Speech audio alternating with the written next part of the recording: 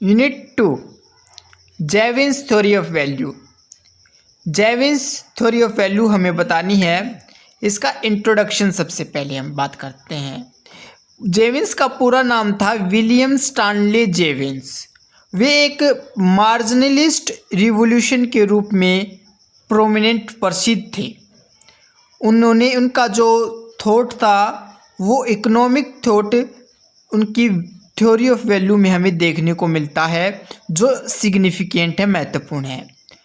उनकी जो अप्रोच थी वो इंडिविजुअल यूटिलिटी पर थी और मार्जिनल यूटिलिटी पर थी, जो एक क्लासिकल थ्योरी की जो लेबर थ्योरी ऑफ वैल्यू थी उससे वो अलग थी।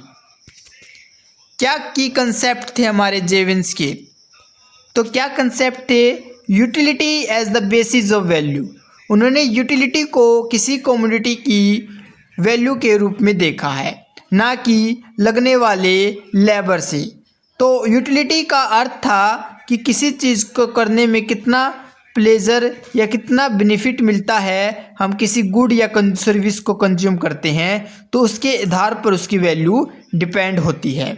मार्जिनल यूटिलिटी क्या है? मार्जिनल यूटिलिटी का जो कंसेप्ट है वो जेविन्स थ्योरी के सेंट्रल में रखता है, महत्वपूर्ण है, इसका केंद्र है। इसका अर्थ ये हुआ कि एडिशनल सेटिस्फेक्शन हमें जो गेन होता है जब हम एक ज़्यादा यूनिट एक गुड्स की कंज्यूम करते हैं, हम लेते हैं। जेविन्स आर्ग्यू करता है कि जो वैल्यू ऑफ कमोडिटी है वो डिटरमाइन करती है कि उसकी मार्जिनल यूटिलिटी कितनी होगी। मार्जिनल यूटिलिटी पर डिपेंड करती है, ना कि उसकी टोटल यूटिलिटी कितनी होगी। इस चीज़ के ऊपर उसकी वैल्यू डिपेंड करती है। डिमेंसिंग मार्जिनल यूटिलिटी क्या है? जेविन्स का ने इंट्रोड्यूस किया लॉ ऑफ डिमेंसिंग मार्जिनल यूटिलिटी। इसका अर्थ ये था कि एक पर्सन कंज्यूम करेगा ज़्यादा से ज़्यादा यूनिट एडिशनल यूटिलिटी तक, जब तक उसकी जो यूनिट है यूटिलिटी की वो डिक्रीज ना होनी शुरू हो जाए। एग्जाम्पल के लिए कोई एक गिलास वाटर लेता है तो उसको हाई यूटिलिटी मिलती है, परंतु जैसे जैसे उस गिलास पानी को लेता जाएगा उसका पेट भरता जाएगा और उसकी यूटिलिटी कम होती चली जाएगी, और उनके अंतर से हम वैल्यू को ज्ञात कर लेंगे। तो वैल्यू को कैसे डिटरमाइन करेंगे? अगला यही है सब्जेक्टिव वैल्यू। कैसे हो सकता है कि वैल्यू इज सब्जेक्टिव है, कि वेरीज करती है इंडिविजुअल टू इंडिविजुअल से, उनकी प्रेफरेंस और उनके सर्कमस्टांसिस से। तो जो सब्जेक्टिव वैल्यू है वो डिटरमाइंड होती है मार्जिनल यूटिलिटी ऑफ कमोडिटी से। मतलब क्या हुआ कंज्यूमर? इसका क्या इसका मतलब हुआ? इसका मतलब ये हुआ कि जो सब्जेक्ट है, हर व्यक्ति का अपना अपनी प्राथमिकता होती है। किसी के लिए किसी वस्तु की कीमत ज़्यादा हो सकती है और किसी के लिए कम। जैसे कि एक मानव है जंगल में रहता है, उसके लिए गोल्ड की कीमत कुछ नहीं है। कोई व्यक्ति शहर में रहता है, उसके लिए गोल्ड की कीमत बहुत ज़्यादा हो सकती है। तो अलग अलग वैल्यू होती है। तो एक्सचेंज वैल्यू क्या होती है? इन द मार्केट में exchange value of commodity determined by the marginal utility of both buyer and seller. कि सेलर और बायर उन दोनों के बीच किसी कमोडिटी की मार्जिनल यूटिलिटी कितनी होगी, अर्थात एक इक्विलिब्रियम प्राइस पहुंचेगा जब मार्जिनल यूटिलिटी बायर और सेलर की बराबर होगी, अर्थात बायर को उतना मिलेगा जितना सेलर को देगा। अगर सेलर और बायर दोनों एक दूसरे से संतुष्ट हो जाते हैं, एक्सचेंज कर लेते हैं किसी कमोडिटी को, तो वहीं पर उसकी वैल्यू डिसाइड हो जाएगी। इक्विलिब्रियम क्या है? जेविन्स का जो कंसेप्ट था इक्विलिब्रियम का, वो एक्सप्लेन करता है कि कैसे प्राइस सेट किया जाता है मार्केट के अंदर। जो सप्लाई ऑफ डिमांड है जो गाइड करती है मार्जिनल यूटिलिटी को, और इक्विलिब्रियम प्राइस है जब क्वांटिटी डिमांड इक्वल हो जाती है क्वांटिटी सप्लाई के, तो वहीं पर हमारा इक्विलिब्रियम पाया जाता है। वही बात है डिमांड सप्लाई वाली। तो इम्प्लीकेशन क्या है जेविन्स थ्योरी का? Subjective nature of value. ये क्लासिकल इकोनॉमिक्स के जैसे नहीं थे, अनलाइक थे, जो फोकस करते थे ऑब्जेक्टिव फैक्टर पर। जैसे कि वे फैक्टर किस पे करते थे? लेबर पर। जबकि जेविन्स क्या है? वो इम्फेस्ड करता है, जोर देता है सब्जेक्ट वैल्यू इज सब्जेक्टिव। मतलब हर व्यक्ति की जो प्रेफरेंस के हिसाब से डिमांड करेगा कि उस इंडिविजुअल की क्या कितनी यूटिलिटी होगी मिलेगी, उसे क्या प्रेफरेंस मिलेगा उसके आधार पर। कंज्यूमर बिहेवियर, जेविन्स की जो थ्योरी है वो लीड करती है ग्राउंड वर्क इस समझाने में हमें कंज्यूमर के बिहेवियर को, और डिसीजन मेकिंग जो मार्जिनल यूटिलिटी ऑफ गुड्स के ऊपर डिपेंड करता है।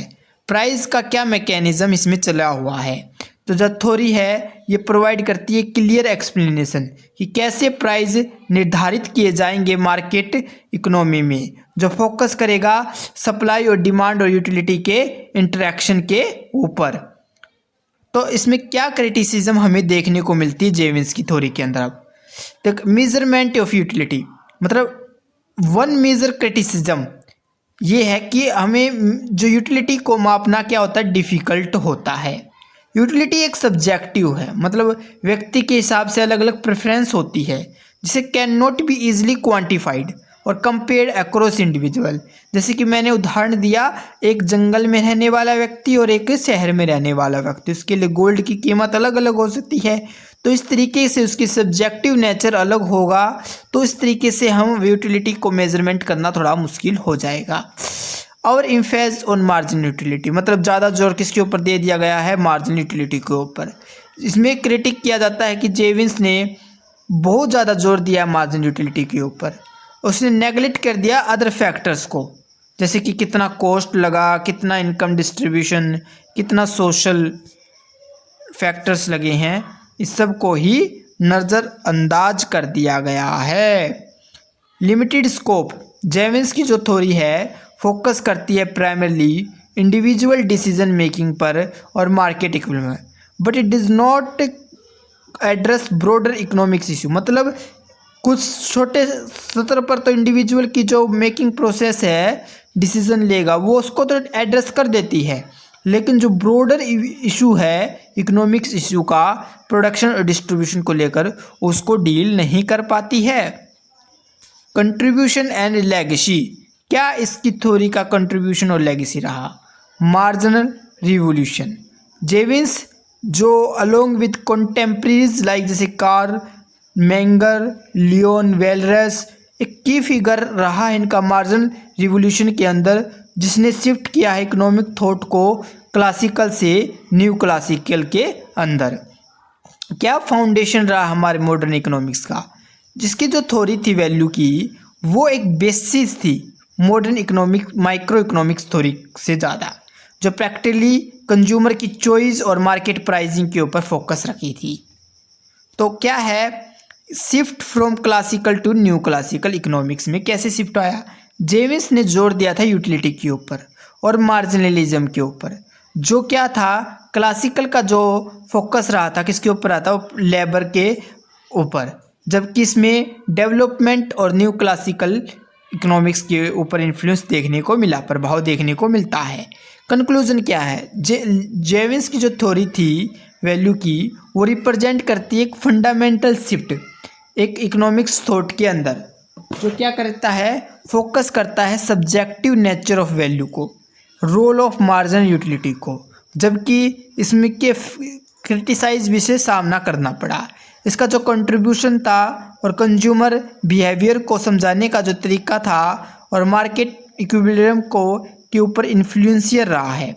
ये जो थ्योरी है मॉडर्न माइक्रो इकोनॉमिक्स के ऊपर बेस है और ये कॉर्नस्टोन माना जाता है हमारे आज की study of value and price determination के अंतर्गत भी।